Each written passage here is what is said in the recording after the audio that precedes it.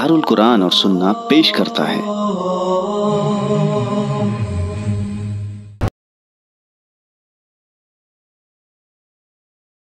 कोई पढ़ा है कि तकबीर तहरीमा के ज़रिए नमाज शुरू होगी और उसके लिए रफ़ुल यदैन करना होगा। उठाइए, अल्लाह अकबर बोलिए। हाँ, ये उंगली बिल्कुल सीधे रखो, है ना, ये देखो, ये उंगलियां बिल्कुल मिली हुई रहें, है ना, सीधी रहें। और ये है कान की लौ, कान के बराबर, और या फिर थोड़ा और नीचे, यहाँ नीचे रहेगा तो मोढ़े के बराबर होगा, ठीक है, और यहाँ ऊपर करेंगे तो ये कान की लौ के बराबर होगा। इन दोनों कैफियतों में से जो भी कैफियत चाहें हम कर सकते हैं, ठीक है। अल्लाहु अकबर मतलब बोलने के बाद हाथ उठाएं, है ना, या दोनों को आगे पीछे करें, पहले बोल लें बाद में हाथ उठाएं, पहले हाथ उठा लें बाद में बोलें, और या दोनों साथ में करें, इनमें कोई मसला नहीं है। उसके बाद हाथों को बांधना है, हाथों को बांधना है। बांधिए, सीने पर हाथ बांधिए। ये देखिए, थोड़ा सा क्रॉस हो जाओ मेरे हिसाब से ना, ताकि लोग देख सकें। ये देखिए, ये सीने का जो हिस्सा है ना, ये सीना है, ये सद्र है, ये सद्र है। इसमें बहुत सारी कैफियत बयान की जाती है, 3 उंगलियां ऊपर होना चाहिए, 2 उंगलियां नीचे होनी चाहिए, ऐसी कोई तदबीर, ऐसी कोई वजाहत हदीसों के अंदर मौजूद नहीं। ये है हाथ बांधने की कैफियत। रफ़ुल यदैन करने के बाद दोनों हाथों को इस तरह से बांध लिया जाए। क्या है, ये कलाई है और ये कलाई है, दोनों हाथों की कलाइयाँ साथ में हैं। एक कैफियत ये है। दूसरी कैफियत ये है कि इस हाथ से आप इस हाथ को पकड़ लें, ऐसे, ये उंगलियां, ये हाथ ऐसे यूँ लटका हुआ होगा और इस हाथ से इसको पकड़ लिया जाएगा। ये कैफियत भी साबित है, दुरुस्त, इसमें कोई हर्ज नहीं है। तीसरी कैफियत ये है कि ये हाथ को सीने पर बांधने के बजाय ऐसे बांधें, बराबर पेट के ऊपर, पेट के ऊपर भी ये यूँ रखने में, यानी सीने और पेट का जो इलाका है, यानी जहाँ से दोनों इकट्ठा होते हैं, वहाँ पर रखने में भी कोई हर्ज की बात नहीं, ये भी जायज़ है। ऐसा करने वाले पर भी एतराज़ ना किया जाए, है ना। ऐसे तो अगर ये अमल कोई अगर किसी से छूट जाए तो किसी नमाज में फ़र्क नहीं पड़ेगा, क्योंकि एक मुस्तहब सुन्नत का छूटना है। लेकिन ये अहमियत जहन से नहीं निकलनी चाहिए कि मतलब इसकी कोई कीमत नहीं है, चाहे जहाँ बांध सकते हैं, ऐसा नहीं होना चाहिए। जगह जगह बारीक बारीक सुन्नतों की तलाश होनी चाहिए। तो एक कैफियत ये है, ठीक है। दूसरी कैफियत ये, पहली कैफियत सीने वाली, यहाँ बांधा था इन्होंने, उसके बाद दूसरी कैफियत ये है कि यहाँ बांधे। एक कैफियत ये है कि इसको ये आगे बढ़ा करके ऐसे भी पकड़ सकते हैं, क्योंकि वर्रुस्गा वस्साइद भी आया हुआ रिवायतों में, यानी पूरे हाथ को पूरे हाथ पर रखना, पूरे हाथ को पूरे हाथ पर रखना। ऐसे रखने की सूरत में, ऐसा रखने की सूरत में ये हाथ किसी भी सूरत में आपका पेट से नीचे नहीं जाएगा। पहले वाली जो कैफियत थी, ये कैफियत ऐसे वाली, ऐसे में अगर ये हाथ को मोड़ेंगे तो नाफ के नीचे आ सकती है, ये हाथ आ सकते हैं, लेकिन नाफ के नीचे इसको नहीं लाया जा सकता, क्योंकि रिवायत पहले से मौजूद है और वो ज़ईफ़ नाक़ाबिल एतबार है, इसलिए उस तत्बीक में उसको नीचे नहीं लाया जा सकता, ठीक है। तो हाथ बांधने की 3 कैफियतें हो गई, एक तो सीने के ऊपर है, और एक पेट के ऊपर है, और एक तीसरा नाफ के नीचे या नाफ के ऊपर बांधने वाली बात है। और वो तीसरी बात क्या है, सनद के एतबार से ज़ईफ़ है, इसलिए उस पर अमल नहीं किया जाएगा। तो ये तो हो गई बात मतलब हाथ बांधने की और रफ़ुल यदैन करने की। उसके बाद आपको रुकू में जाना है। आप रुकू में कैसे जाएंगे, रुकू में जा करके बताएं, अल्लाहु अकबर बोल करके रुकू में जाइए। ये देखिए, ये बेटा, ये सर उठाइए ऊपर, ये देखिए, ये सर जो है ना और ये पुश्त, ये बराबर होना चाहिए, और सर उठाइए। लेकिन किबला, ये सजदे की जगह देखिए आप, ठीक है। ये उंगलियां फैलाइए, फैलाओ, उंगली को फैला करके घुटने को पकड़ो, उंगली को फैलाइए, फैला कर घुटने को अच्छे से पकड़िए। ये हाथ बिल्कुल देखिए, इसमें टेढ़ा नहीं होना चाहिए ना, ये जहाँ फोल्डिंग है ये फोल्डिंग नहीं होनी चाहिए, यहाँ भी टच नहीं होना चाहिए, और ये उंगलियाँ फैली हुई होनी चाहिए, और मजबूती से घुटने को पकड़ना है इसके अंदर, यानी गोया कि आपने अपने हाथों को और जिस्म के वज़न को अपने घुटने पर टेका हुआ है, उसका जो बार है, वज़न है, वो आपके घुटने के ऊपर है, इस तरीके से। और निगाह सद्दे की जगह पर रहे, ये ख़ास बात है। पूरी नमाज में निगाहें जो है वो सद्दे की जगह पर रहेगी। तशहुद की हालत में थोड़ी सी बात आई हुई है कि अल्लाह के नबी अलैहिस्सलाम की निगाह जो है वो आपकी उंगली से आगे नहीं जाती थी। उस सूरत में भी सजदे से आगे के जाने की बात नहीं आ रही है, यानी ऐसा कोई मसला नहीं आ रहा है कि सजदे से आगे निगाह जा रही है। सजदे की जगह या उससे अंदर तशहुद के हालत में उंगली से भी निगाह अल्लाह के नबी की आगे नहीं जाती थी। खैर, इस तरीके से ये انگلی پھیلائیے، انگلی پھیلائیے، پھیلائیے انگلی، ہاں انگلی پھیلا کر کے پکڑیے، کیونکہ رکوع کی حالت میں خاص بات یہ ہے تو یہ تانت کے دھاگے کی طرح، کمان کے دھاگے کی طرح ٹائٹ رہے ایک دم، اور یہ انگلیاں کھلی ہوں، گھٹنے کو مضبوطی کے ساتھ پکڑا گیا ہو، پشت اور سر دونوں برابر ہو، نیچے نہ ہو اوپر بھی نہ ہو، یہ پیر، ہاں ایسے اس طریقے سے سر نیچے کیجئے۔ روایتوں میں صاف صاف آیا ہوا ہے کہ اگر پانی کا پیالہ رکھا جائے آپ کی پشت کے اوپر تو پانی کا پیالہ ہے نا ڈھلک کر کے گرے گا نہیں، یہ روایت میں وضاحت ہے۔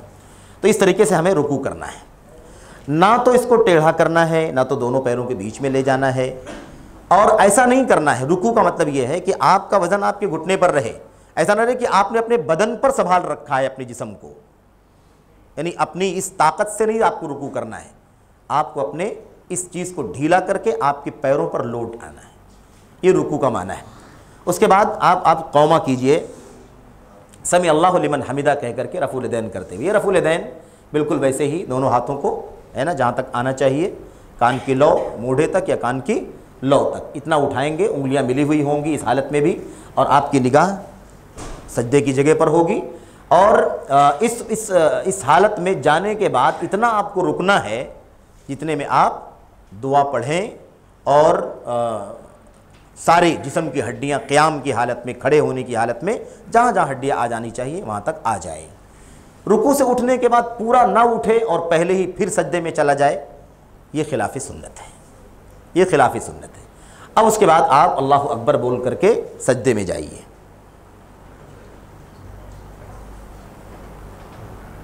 سجدے میں جائیے، دیکھیے بات یہ تھی کہ سجدے میں یہ ہاتھ جو ہے سر کے برابر ہوگا، ہے نا، ہاں ہاتھ ڈھیلا کرو، یہ دونوں ہاتھوں کے بیچ میں سجدہ ہوگا۔ اللہ کے نبی علیہ السلام اپنے دونوں ہاتھوں کے بیچ میں سجدہ کرتے تھے، تو یہ دیکھیے برابری ہے نہیں، اور یہ ہاتھ آگے بڑھائیے، اس طرح سے ہونا چاہیے۔ یہ اگر اندر آپ رکھیں گے تو بھی غلط ہوگا، اور باہر لے جائیں گے بہت زیادہ تو بھی غلط ہوگا۔ بس لوگ یوں دور رکھ کر کے سر کا سجدہ کرتے ہیں، کچھ لوگ یوں سجدہ کرتے ہیں، یعنی پورا وزن اپنے ہاتھوں پر رکھتے ہیں، ایسا نہیں ہے۔ اور اچھا پھر اس کے بعد آپ دیکھیں یہ دونوں پیروں سجدے میں رہیے، دونوں پیروں کی انگلیاں یہ زمین پر رہیں، اور زمین پر رہنا چاہیے، اس کو ملانے کی ضرورت نہیں ہے، آپ فاصلہ رکھیے، دونوں پیروں کو کھول کر کے رکھیے، ٹھیک ہے، لیکن انگلیاں قبلے کی طرف رہیں، زمین پر رہیں اور قبلے کی طرف رہیں، یہ دونوں گھٹنے زمین پر رہیں اور یہ دونوں ہاتھ زمین پر رہیں، پیشانی اور ناک یہ دونوں زمین پر ٹچ ہونی چاہیے۔ یہ 7 ہڈیاں ہیں، ان 7 ہڈیوں پر سجدہ کیا جائے گا۔ اس حالت میں آپ دیکھیے کہ سجدہ کس طرح سے برابر ہو رہا ہے، آپ کو ایسا نہیں لگ رہا ہے کہ آدمی نے گردن اٹھا رکھی ہے یا آدمی نے کمر اٹھا رکھی ہے، آپ کو سجدہ بالکل معمول لگ رہا ہے۔ یہ حصہ، یہ بیچ میں جو فاصلہ ہے، یہ فاصلہ ایسے ہی رہے، یہ کلائی، یہ ہتھیلی زمین پر رہے، اور یہاں سے یہ والا حصہ اوپر رہے، یہ ادھر بھی ٹچ نہ رہے، یہ ایسے رہے۔ یہ ساری چیزیں باریک باریک چیزیں، آپ سوچئے کہ اتنی باریک باریک چیزیں اللہ کے نبی علیہ السلام کی حدیثوں میں نماز کی کیفیت میں بتلائی گئی ہیں، کیوں آخر؟ تاکہ ہماری نماز ویسے ہو جیسے اللہ کے نبی علیہ السلام چاہتے ہیں۔ ہاتھ آپ تھوڑا آگے رکھو، ہاتھ پیچھے مت لاؤ، اس کا مطلب یہ ہے نا کہ آدمی کی عادت جیسے ہوتی ہے نا ویسی ہوتا ہے، تو معمول ایسا ہے ان کا، اس لیے ایسے ہی ہے، تو آپ کو معمول بنانا چاہیے۔ اور ایک بار اندازہ آپ لگائیں گے کہ آپ کی انگلی کا یہ سرا آپ کے سر کے مقابل میں ہے، اور آپ پھر معمول بنا لیجئے کہ آپ کا سجدہ ویسے ہی ہو، اور یہ 7 ہڈیاں زمین پر رہیں، اس کو اوپر نہیں اٹھانا ہے۔ عام طور پر لوگ پیروں کو اوپر اٹھاتے ہیں، کبھی اٹھاتے ہیں کبھی رکھتے ہیں، کبھی اٹھاتے ہیں کبھی رکھتے ہیں، کبھی ایک پیر کو اٹھا کر کے دوسرے پیر کے اوپر رکھتے ہیں۔ اس تمام صورتوں میں سجدہ 7 ہڈیوں پر نہیں ہوگا، اور یہ حکم ہے، اس لیے علماء نے کہا کہ یہ واجب ہے۔ خیر اس طرح سے سجدہ کیا جائے گا۔ سجدے کی حالت میں جو دعائیں پڑھنی جانے والی ہیں وہ دعائیں پڑھی جائیں گی۔ اس کے بعد اللہ اکبر بول کر کے سجدے سے اٹھ جائیں گے، ٹھیک ہے۔ سجدے کی حالت میں یہ آپ یہاں بھی رکھیں دونوں ہاتھوں کو، کوئی مسئلہ نہیں ہے، گھٹنا ہے یہ، اور اگر آپ چاہیں تو ران پر رکھیں، کوئی حرج کی بات نہیں ہے۔ علی رکبتئی اور علی فقیزئی دونوں ثابت ہیں، کوئی حرج کی بات نہیں ہے۔ یہ ہاں کچھ لوگ مٹھی باندھ لیتے ہیں، صحیح کہنے چاہیے، کچھ لوگ مٹھی باندھ لیتے ہیں، یوں بیٹھتے ہیں۔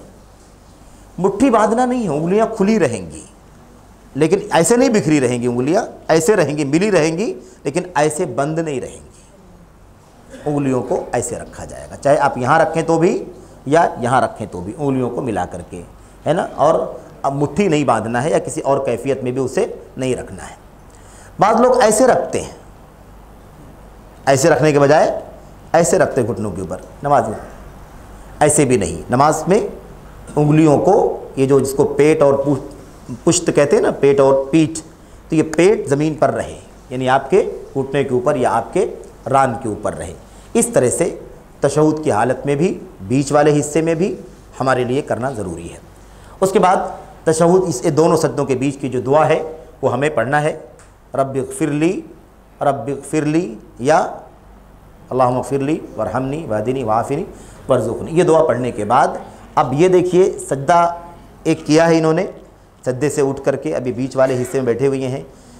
یہ پوری بیٹھنے کی جو کیفیت ہے نا، اطمینان سے بیٹھنے کی کیفیت ہونی چاہیے، یعنی بیٹھنے میں جو کچھ باڈی کے پارٹ اور ہڈیاں جہاں جہاں آنی چاہیے وہاں وہاں آ جائیں اور اطمینان ہو جائے دعا پڑھنے۔ اس کے بعد پھر دوسرا سجدہ، ایک سجدہ دوسرا سجدہ، دونوں سجدوں کے درمیان یہ سارے الفاظ بتاتے ہیں کہ دونوں چیزیں ملی ہوئی نہیں ہیں، دونوں الگ الگ ہیں۔ ایک کام ہے ایک سجدہ کرنا، پھر اس کے بعد بیچ میں فاصلہ ہے، پھر اس کے بعد دوسرا کام ہے سجدہ کرنا، یہ دونوں الگ۔ اس لیے یوں سجدہ کر کے پھر یوں اٹھنا اور پھر سجدے میں چلے جانا، یہ اہل علم کہتے ہیں کہ اس کو سجدہ شمار نہیں کیا جائے گا، یا دو سجدہ نہیں شمار کیا جائے گا۔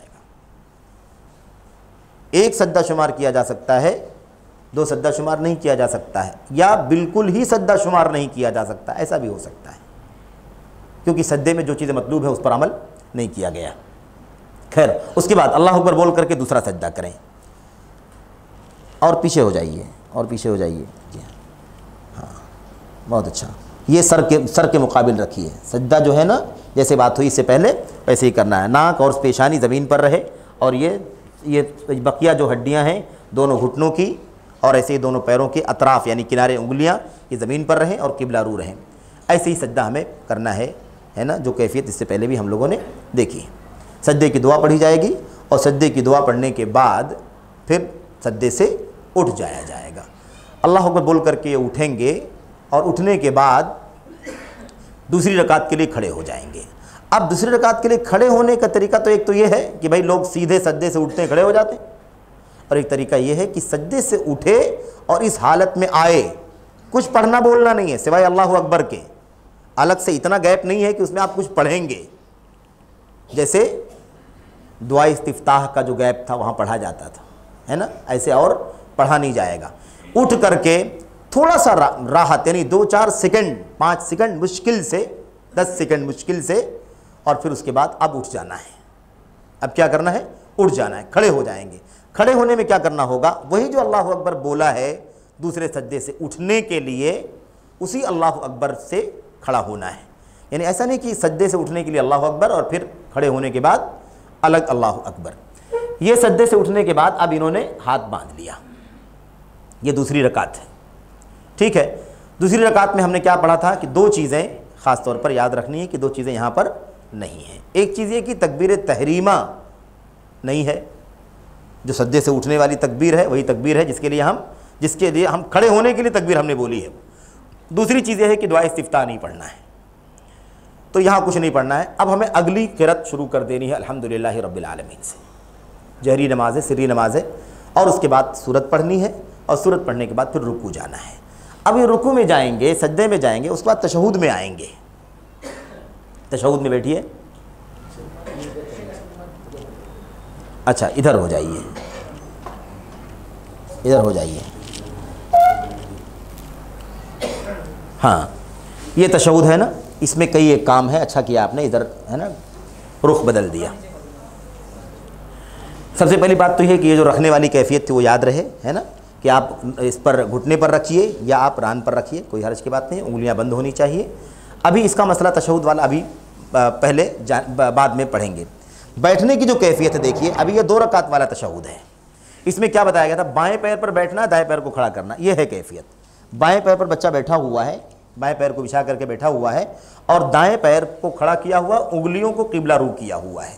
کبھی ہو سکتا ہے ہر آدمی کی انگلیاں نہیں مڑتی ہیں، کبھی کوئی وجہ ہو، ایک الگ مسئلہ ہے، جتنا ممکن ہے اتنا قبلہ رو اسے کرنا چاہیے، اتقوا اللہ ما استطعتم۔ یہ بات ہو گئی۔ یہ جو تشہد کا جو مسئلہ ہے، یہ کیا نام ہے، رفع سبابہ کا مسئلہ ہے، وہ یہ ہے کہ 53 کی گرہ لگانی ہے۔ आप ये कैसे देखेंगे, आप कैसे दिखा सकेंगे? ऐसे घूम जाओ बेटा, आप घूमो वापस। क़िबला रू पर अमल नहीं हो रहा है ना, तो ठीक है।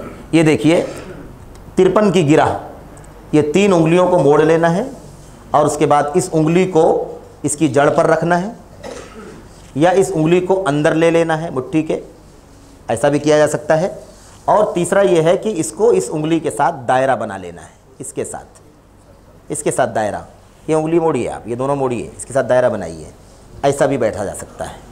और ये उंगली क़िबला रू, नीचे नहीं, क़िबले की तरफ यूँ उठी रहे, ठीक है।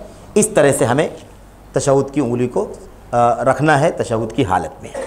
अब आम तौर पर हमारे यहाँ कमज़ोरी है ना कि हमारी उंगलियाँ ज़मीन की तरफ होती हैं, उसको यूँ उठाना है, क्योंकि उसको खफ्ज़ नहीं करना है, उसको ऊपर यूँ उठाना है। अच्छा, तो ये ऐसा रहे, ठीक है। इसको जो हिलाने की बात आई थी, इसको हरकत देने की, कि अगर ऐसे रोका हुआ है तो इसको इशारा कहते हैं, और अगर रोकने के साथ अगर इसको थोड़ी हरकत भी देते हैं, मामूली हल्की हरकत भी देते हैं, है ना, मामूली हरकत, जी हाँ, बस ज़्यादा से ज़्यादा ये हरकत, यानी ऐसी हरकत कि वो नीचे ना आए या बहुत ऊपर ना जाए, क़िबला रू रहते हुए मामूली हरकत रहे, बहुत इत्मीनान के साथ, हय्यिनन लय्यिन, जैसा कि अल्लामा अलबानी ने कहा, बिल्कुल इत्मीनान से, आसानी के साथ। ये तशहुद की जो उंगली है, इसके ज़रिए से हमें इशारा करना है या हरकत देना है, इसके बारे में बात आई कि भाई उलमा का इख्तिलाफ है कि हरकत देना है या सिर्फ इशारा करना है। अल्लामा अलबानी से किसी ने पूछा था कि आप कह रहे हैं कि हरकत देना है, पूरी तशहुद में हिलाते रहना है, जबकि बाज़ रिवायतों में आया हुआ है कि अल्लाह के नबी हरकत नहीं देते थे। तो अल्लामा अलबानी साहब ने इस मसले को समझाया कि देखो, ये ऐसे करना भी इशारा है और इसके साथ हरकत करना भी इशारा है। यानी हम किसी को बुलाते हैं अगर, तो ऐसे इशारा भी करके बुला देते हैं और हिला करके भी बुला देते हैं। इन दोनों कैफियतों को इशारा करना ही कहा जाता है, इसमें कोई टकराव नहीं है, इसमें कोई टकराव नहीं है। उसके अलावा जो रिवायतें आई हुई हैं कि एक में हिलाते थे और एक में नहीं हिलाते थे अल्लाह के नबी, तो उलमा ने कहा कि हिलाने का मतलब ये है, यानी हिलाते थे इसका मतलब ये है कि दुआ के अल्फाज पर हिलाते थे। अभी बताऊंगा, मैं आपसे जिक्र करूंगा कि दुआ के अल्फाज पर हिलाने का मतलब क्या होता है। और जिस हदीस में आया हुआ कि नहीं हिलाते थे, यानी पूरे तशहुद में नहीं हिलाते थे, तो ना हिलाने की बात पूरे तौर पर ना हिलाने का मसला है, और हिलाने का मतलब है दुआओं की जगहों पर हिलाना।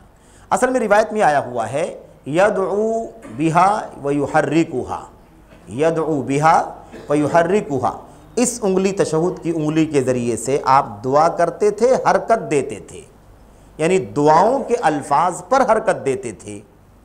अब मुश्किल हमारी ये है कि हम सब अरबी तो जानते नहीं हैं, तो सवाल है कैसे पता चलेगा कि कहाँ कहाँ दुआई अल्फाज आ रहे हैं। तो अब मिसाल के तौर पर आपको बताता हूँ, अत्तहियातु लिल्लाह, इसमें क्या है? अत्तहियातु लिल्लाह, दुआया जुमला है ये, ठीक है। वस्सलावात वत्तय्यिबात, ये दुआया है, तो आप यहाँ पर हिला दें। अस्सलामु अलैका अय्युहन नबी, आप यहाँ पर हिला दें, और फिर उसके बाद यानी हिला करके फिर आप रुक जाएँ। व रहमतुल्लाहि व बरकातुहू, अस्सलामु अलैना व अला इबादिल्लाहिस सालिहीन, ठीक है। तो आपको ये जानना है कि कहाँ दुआइयाँ अल्फाज है, कहाँ दुआइयाँ अल्फाज नहीं है। बाज़ उलमा ने बाकायदा उसको नोट भी किया अपनी किताबों के अंदर कि अगर तशहुद में बैठता है आदमी, तहियात दरूद पढ़ता है, तो कहाँ कहाँ हिलाना है, 8 जगह है कि 9 जगह है कि 7 जगह, कहाँ कहाँ हिलाना है। तो अब इतनी सारी बारीकी में पढ़ना एक मुश्किल काम है और हर आदमी को बताना मुश्किल काम है। इसलिए क्या है, इसलिए इशारा करता रहे, यानी यूँ सीधा रखे या हरकत वाला भी इशारा करे, ये मामूली यानी धीरे धीरे तशहुद की पूरी हालत में उंगली उठाए रखे और मामूली हरकत भी देता रहे, तो इस हदीस पर अमल हो जाएगा। क्योंकि सबको दुआइया अल्फाज बताना कि कहाँ कहाँ करना है, कैसे कैसे करना है, कहाँ दुआइया अल्फाज हैं नहीं है, फिर आदमी अपनी मज़ीद दुआएं भी करेगा तो भी मालूम पड़ना चाहिए कि दुआइया अल्फाज कहाँ आ रहे हैं, कहाँ नहीं आ रहे हैं। तो एक ये बहुत मुश्किल काम है। इसलिए यह है कि तशहुद की हालत में आदमी बैठे तो उंगली से यूँ इशारा करे और थोड़े थोड़े वक्फे से मामूली हरकत भी देता रहे, ठीक है। ये तशहुद की हालत में रफ़े सब्बाबा का मसला है। मामूली हरकत, नीचे ऊपर ना हो, यानी खफ्ज़ और रफ़ ना हो, खफ्ज़ और रफ़ ना हो, यानी नीचे ऊपर, ये चीज़ साबित नहीं है। शेख अलबानी कहते हैं कि इसको हरकत देना नहीं कहा जाएगा, इसको ऊपर नीचे करना कहा जाएगा। और ऊपर नीचे करने की कोई वजाहत या इस तरह से कोई ताबीर अल्लाह के नबी की हदीस में नहीं आई हुई है। یہ ہو گیا رفع سبابہ کا مسئلہ۔ اب اس کے بعد جب دعائیں جو کچھ بھی ہے نا پڑھ لیں گے، دعائیں پڑھنے کے بعد سلام پھیر دیں گے۔ 2 رکعت والی نماز ہوگی تو تحیات پڑھ کر کے اور ساتھ میں درود پڑھ کر کے، اور اگر دوسرا تشہد ہے مثال کے طور پر 3 رکعت والا 4 رکعت والا، تو ایسی صورت میں بقیہ دعائیں بھی پڑھیں گے۔ 4 چیزوں سے اللہ تبارک و تعالیٰ کی پناہ مانگیں گے اور اپنے ظلم کا اعتراف کریں گے، اللہ سے رحمت کی دعا کریں گے۔ اس کے علاوہ مزید جو دعائیں آدمی کو یاد ہوں وہ پڑھ لے گا، یا اگر عربی زبان جانتا ہے تو اپنی عربی زبان میں بھی اللہ تبارک و تعالیٰ سے دنیا اور آخرت کی بھلائی کی دعائیں کر لے گا، کیونکہ اللہ کے نبی نے فرمایا تھا، یہ سب پڑھنے کے بعد آپ نے فرمایا تھا ثم لیختر من الدعاء ما شاء، اس کے بعد جو دعا چاہے وہ انتخاب کر لے، سلیکٹ کر لے۔ اس بارے میں اسی لیے علماء کا اختلاف بھی ہے کہ جو بعض روایتوں میں آتا ہے کہ دبر کل صلاۃ، نمازوں کے بعد کی جانے والی دعا، فرض نمازوں کے بعد کی جانے والی دعا اللہ تعالیٰ قبول فرماتا ہے، یعنی دعاؤں کی قبولیت کے اوقات میں سے ایک وقت کیا ہے؟ فرض نمازوں کے بعد۔ اب اس میں علماء کا اختلاف کہ بعد کا کیا معنی ہے، کیا سلام پھیر لینے کے بعد، یعنی یا پھر آخری حصے کو بعد کہا گیا ہے، یعنی نماز کا آخری حصے میں مانگ لیا جائے یا نماز سے سلام پھیر کے مانگ لیا جائے۔ دبر کا معنی کیا ہوتا ہے؟ دبر پیچھے والے کو بولا جاتا ہے، لیکن پیچھے کا مطلب کیا اس چیز کے اندر رہتے ہوئے پیچھے یا اس چیز سے باہر نکل کر کے پیچھے؟ اس میں علماء کا اختلاف ہو گیا۔ اس لیے اس حدیث سے معلوم پڑتا ہے، جو حدیث ہمارے سامنے ہے، کہ تشہد کی دعائیں پڑھنے کے بعد ثم لیختر من الدعاء ما شاء، جو چاہے اللہ تبارک و تعالیٰ سے مانگنے کے لیے انتخاب کر لے۔ اس سے معلوم پڑتا ہے کہ زیادہ قریب یہ ہے کہ دبر کا معنی نمازوں کے بعد کے بجائے نماز کے اندر آخری حصے میں ہے۔ یہ وہ دعائیں جو آدمی کو مانگنا، بقیہ جو اذکار ہے نماز کے وہ تو بات کے ہیں، جو نماز کے اذکار ہے وہ بات کے ہیں، کیونکہ وہاں ثابت ہے کہ اللہ کے نبی سلام پھیرنے کے بعد یہ بولتے تھے، یہ پڑھتے تھے، یہ حدیثوں میں ساری باتیں بتائی گئی، اس لیے وہاں پر کوئی اشکال نہیں۔ یہاں پر دبر کے معنی میں اختلاف ہو گیا کہ وہ چیز کے اندر اخیر میں ہے یا چیز کے ختم ہو جانے کے بعد، یہ اختلاف ہوا۔ تشہد کا جو دوسرا ہے تشہد، جو جس کو تورک کہتے ہیں، اس میں بیٹھنے کی کیفیت، ایسے گھوم جاؤ،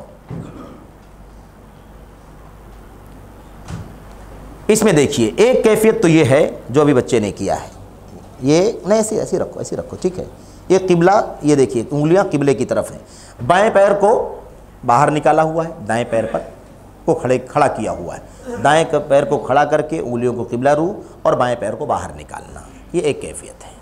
دوسری کیفیت یہ ہے کہ اس کو بھی باہر نکالا جائے، دونوں کو باہر، اور دونوں کی انگلیوں کو قبلے کی طرف کیا جائے، صحیح سنتوں سے ثابت ہے، دونوں پیر باہر نکالے جائیں۔ تیسری کیفیت یہ ہے، نہیں ایسے رہے گا بیٹا، یہ ایسے رہے گا، یہ پیر یہاں سے نکالو، یہ تیسری کیفیت ہے۔ یہ تشہد دوسرا تورک کا 3 طریقہ اللہ کے نبی کی حدیثوں میں آیا ہوا ہے، جس میں سے ایک تھا کہ اس کو کھڑا کرنا، اس کو باہر نکالنا، دوسرا ہے کہ دونوں کو باہر نکالنا، تیسرا یہ ہے کہ دونوں کو باہر نکالنا ہے لیکن اس والے پیر کو داہنے والے پیر کے بیچ سے باہر نکالنا ہے۔ یہ تینوں کیفیتیں اللہ کے نبی کی حدیثوں میں آئی ہوئی ہیں، اس لیے ان تینوں میں سے جیسے آدمی عمل کر سکتا ہے وہ عمل کر سکتا ہے، اور یہ سنت کے مطابق ہوگا، سنت کے باہر نہیں جائے گا۔ لیکن مسلک وغیرہ کے اگر اقوال دیکھیں گے، ائمہ کے ہاں، امام شافعی کے ہاں، امام مالک کے ہاں، تو کئی اقوال ہے۔ کوئی کہتا ہے کہ دونوں تشہد میں پیر پر ہی بیٹھا جائے گا، دائیں پیر کو کھڑا کیا جائے گا۔ کوئی کہتا ہے کہ دونوں تشہد میں تورک کیا جائے گا، یعنی جسم پر بیٹھا جائے گا، یعنی اس پر ہے نا پولے پر بیٹھا جائے گا، اور کوئی کہتا ہے کہ اس میں ایسا کیا جائے گا، آخر والے میں ایسا کیا جائے گا۔ تو کئی ایک اقوال ہیں، اختلافات بہت ہیں، لیکن ہمیں اس سے بحث نہیں ہے، ہمیں بحث اس سے ہے کہ اللہ کے نبی علیہ الصلوۃ والسلام کی حدیثوں میں ثابت کیا ہے، جو ثابت ہے وہی موقف صحیح ہے۔ تو یہ جو ہم لوگ ابھی پڑھ رہے ہیں یہ دوسرے تشہد کی بات چل رہی ہے، تیسری رکعت میں یا چوتھی رکعت میں ہم تشہد کرتے ہیں دوسرا، تو اس طرح سے ہمیں بیٹھنا ہے۔ یہ 3 کیفیتیں، یہ تیسری کیفیت ہے۔ اب بچہ ہے، اس کے لیے بیٹھنا آسان ہے، ہو سکتا ہے ہمارے لیے ہر کیفیت میں بیٹھنا مشکل ہو، تو جس کے لیے جو کیفیت آسان ہے اس کیفیت میں وہ بیٹھے، لیکن سنت سے باہر نہ جائے، ایسا نہیں ہونا چاہیے۔ قبلے کی طرف انگلیاں ہمیں کرنے کی کوشش کرنی چاہیے، کیونکہ یہ بہت معنی رکھتا ہے۔ اللہ تبارک و تعالیٰ قبلے کی طرف ہے، اللہ کے نبی نے کیا فرمایا؟ اللہ تعالیٰ قبلے کی طرف، اس لیے نماز کے اندر کسی کو تھوکنے کی ضرورت پڑ جائے اللہ کے نبی کے زمانے میں تو کہا گیا کہ قبلے کی طرف نہیں تھوکو گے۔ قبلے کی طرف کیوں نہیں تھوکو گے؟ کیونکہ قبلے کی طرف اللہ ہے۔ اب ذہن میں نہ لائے کہ اللہ تبارک و تعالیٰ قبلے کی طرف ہے، یعنی قبلہ روح ہم ہو رہے ہیں تو کہا کہ اللہ تبارک و تعالیٰ کی طرف ہم رخ کر کے نماز پڑھ رہے ہیں کہ نہیں پڑھ رہے ہیں؟ اللہ تعالیٰ کا حکم ہے، اور قبلہ رو ہونا یہ نماز کا بہت بنیادی حصہ ہے، شرط۔ کوتاہی کر لے اگر کوئی آدمی اور قبلہ رو نماز نہ پڑھے تو اس کی نماز نہیں ہوگی، اسے نماز دہرانا پڑے گا جب اسے پتہ چلے گا کہ میری نماز غیر قبلہ کی طرف ہوئی ہے۔ ہاں کوئی عذر ہو، رات کا اندھیرا ہو، تنہائی ہو، اس وقت جو کوشش کر سکتا تھا کوشش کیا، پتہ لگایا، لیکن پھر بھی صبح پتہ چلا کہ قبلے کی طرف نماز نہیں پڑھی تھی، کسی اور طرف پڑھی تھی، تو اللہ تبارک و تعالیٰ معاف فرما دے گا، جو نماز ہو گئی وہ ہو گئی، لیکن کوتاہی کرنا اچھا نہیں ہے۔